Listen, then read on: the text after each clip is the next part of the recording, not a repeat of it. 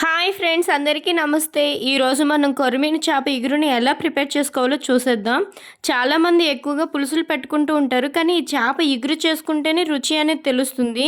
నేను ఈ కర్రీ కోసం 1 kg లైవ్ కొర్రమీను చేపను తీసుకున్నాను. లైవ్ చేపతో చేస్తే కూర రుచి వేరే లెవెల్లో ఉంటుంది. చేపను మీడియం సైజ్ ముక్కలుగా కట్ చేయించుకున్నాను. ఈ చేప కట్ చేయించుకున్నాక చాలా జిగురుగా ఉంది. ఈ జిగురు పోవడానికి కొంచెం గల్లుప్పు, చిన్న నిమ్మకాయ, కొంచెం పసుపు వేసుకొని మొత్తం అంతా కలిసేలా కలుపుకొని తర్వాత వాటర్తో శుభ్రంగా కడుక్కొని పక్కన పెట్టుకోవాలి. దీనికి ఉన్న జిగురు మొత్తం పోతుంది. దీనికోసం ఒక పెద్ద నిమ్మపండు సైజ్ చింతపండుని గిన్నెలో వేసుకొని వాటర్ పోసుకొని నానపెట్టుకోవాలి. 3 మీడియం సైజ్ ఆనియన్స్ని ముక్కలుగా కట్ చేసి మిక్సీ జార్లో వేసుకోవాలి. అందులోనే కొంచెం వెల్లుల్లి రబ్బలు, అల్లం, 1 స్పూన్ ఆవాలు వేసి మిక్సీ పట్టుకోవాలి. కళాయిలో ఆయిల్ వేసుకొని పచ్చిమిర్చి మధ్యలో ఘాటు చేసి 4 పచ్చిమిర్చిని అందులో వేసుకోవాలి. కొంచెం కరివేపాకు, ఆనియన్ పేస్ట్ వేసుకొని పచ్చివాసన పోయే వరకు వేయించుకోవాలి. ఇందులో ఉల్లిపాయ ముక్కల కంటే ముద్ద చేసి వేసుకుంటేనే కూర టేస్ట్ బాగుంటుంది. ఇది పచ్చివాసన పోయేలా వేపుకొని గోల్డెన్ బ్రౌన్ కలర్ వచ్చాక ఇందులో 2 చిన్న సైజు టమాటో ముక్కల్ని కట్ చేసి అందులో వేసుకోవాలి.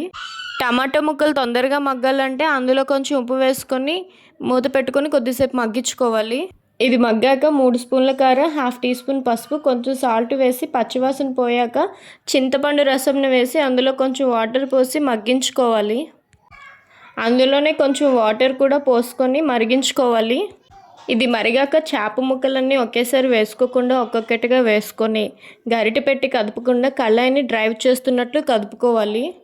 దీన్ని మూత పెట్టుకొని 10 నిమిషాలు హై ఫ్లేమ్లో పెట్టుకొని ఉడికించుకోవాలి. ఈ చేపలకు గరం మసాలా రెడీమేడ్ పౌడర్ కాకుండా మసాలా కోసం 1 స్పూన్ ధనియాలు, 1 స్పూన్ జీలకర్ర, 1 స్పూన్ గసగసాలు, కొంచెం దాచిన చెక్క, 3 లవంగాలు, 2 ఇలాచీ వేసి మెత్తటి పౌడర్లో వేసి మిక్సీ చేసుకోవాలి. ఈ క్లిప్ని నేను మధ్యలో యాడ్ చేశానండి. మసాలాని కొంచెం కొంచెం యాడ్ చేసుకుంటూ గరిటె పెట్టి కదపకుండా కళాయిని డ్రైవ్ చేస్తున్నట్టే కలుపుకోవాలి. లేకపోతే చేప ముక్కలుగా విరిగి పాడైపోతాయి. ఈ చేపలకి మసాలా ఇలా చేసి వేసుకుంటే టేస్ట్ చాలా బాగుంటుంది. మసాలా అంతా చేపలకి పట్టేలా బాగా కలుపుకొని మూత పెట్టి 10 నిమిషాలు మీడియం ఫ్లేమ్లో పెట్టి కుక్ చేసుకోవాలి. మూత తీసి చూసాక ఆయిల్ పైకి తేలుతూ ఉంటుంది. ఆఖరిలో కొంచెం కొత్తిమీర వేసుకొని దించేసుకోవడమే. చేపలు చల్లారాక తింటే చాలా బాగుంటుంది, కానీ వేడివేడి అన్నంలో ఇలా వేసుకొని తింటే ఇంకా బాగుంటుందండి.